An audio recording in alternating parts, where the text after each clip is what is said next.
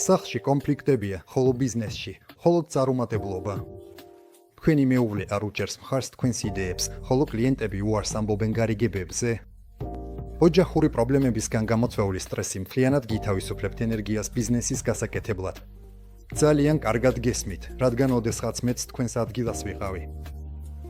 არც ერთი მარკეტინგული სტრატეგია არ მუშაობს, სანამ სახლში ომია.